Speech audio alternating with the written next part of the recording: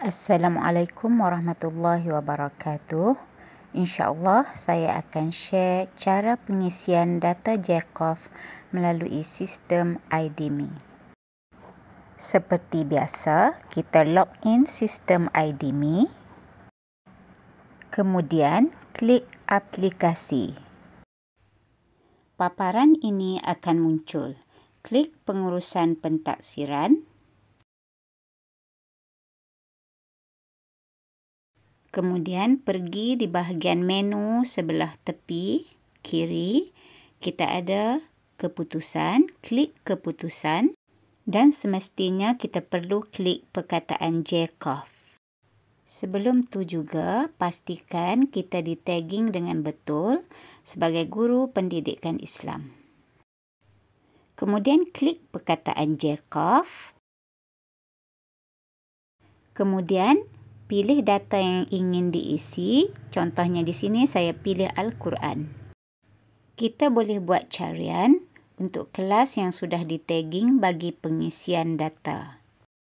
Di sini saya telah pun buat carian sebelum ni bagi kelas-kelas yang sudah di-tagging. Klik sesi persekolahan yang betul. Kemudian pilih aktiviti, perekodan dan pelaporan modul pentaksiran Jacob.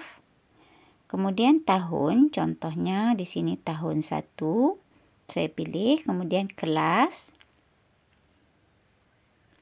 Kemudian status. Belum ditaksir. Klik belum ditaksir.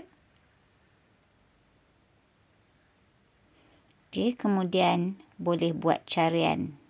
Okey, di sini sudah ada, jadi tak perlu lagi buat carian. Klik ikon pensel. Kita akan dapat paparan macam ni ya. Baik, sekarang dah boleh mula isi data kita. Bagi murid yang membaca Iqra, kita hanya klik di bahagian Iqra dan tak perlu letak muka surat. Okey, bagi murid yang membaca Al-Quran, klik di bahagian Al-Quran dan kita perlu letak muka surat. Secara automatik bahagian juzuk akan muncul.